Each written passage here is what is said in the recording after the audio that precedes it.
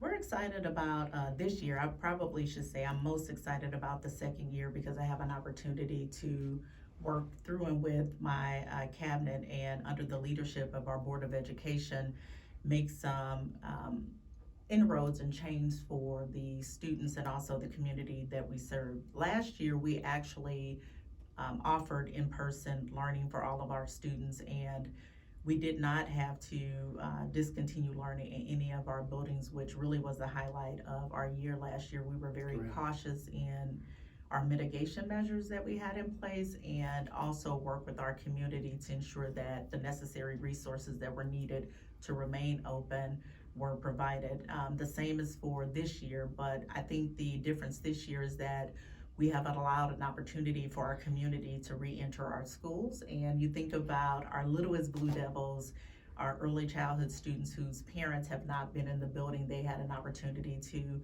walk their children in on Tuesday, and it was really exciting to see. But also you can see students who are having that separation space from their families, and they a few tears, but lots of love to in the process.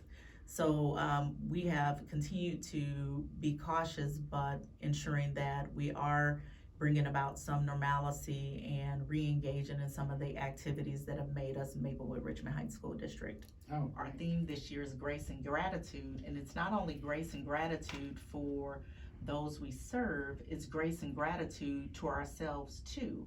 It is not selfish to engage in self-care, and I think sometimes we forget about that. So those reminders, and then also I would say being patient in regards to what we expect from our educators, because I think sometimes people think they know best, but they haven't been in the shoes of a teacher or a social worker. And I'm going to say staff in general, because I think oftentimes when we think about schooling and the education that's provided, we generally go to principals, we go to teachers, but the work doesn't happen without bus drivers. It doesn't happen without social support workers. staff. Yes. Yes.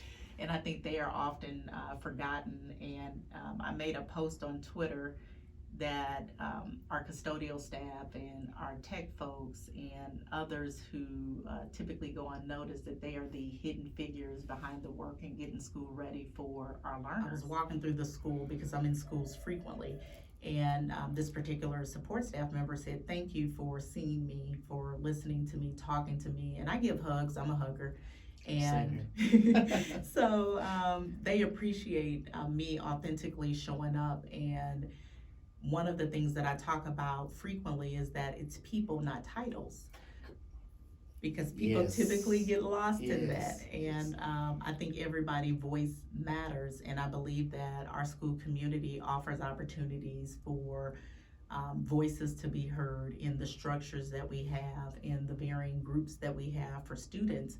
It doesn't matter who you are and how you show up, you have a platform to share whatever it is you need to share. I have students who email me about things like having their church organization in the school, and ideas like that. And I love it because they're advocating for themselves. And so as we think about what we're creating to enter into the world, whether it's post-secondary or going into the workforce, we need to teach them how to be critical thinkers. But the other piece is, how do you advocate for yourself? And so I think we collectively as a group do a really good job of that, and recognizing that there's still work to do. Because to your point, kind of going back to that idea around people, not titles, there are vacancies everywhere. Yes. And so what makes people who are working in these support staff positions want to come and work for you? It's the community, it's the climate, it's the culture. And if you don't have that, they can work anywhere. Amazon has jobs paying $18 an hour. That's right. I am in my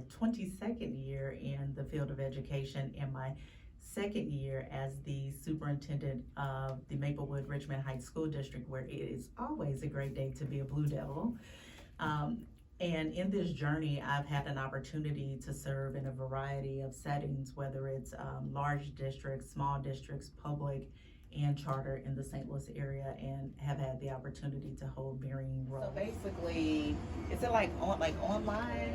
Well, we do online, comes on at nighttime. Oh. We do that at Okay, nighttime. okay. After, well, let me show you the program that we got right here. So basically, it's like you click a button and it just like. We don't click no buttons, it just runs. Really? Just like it's doing I just now. learned something new. We just program. Yeah.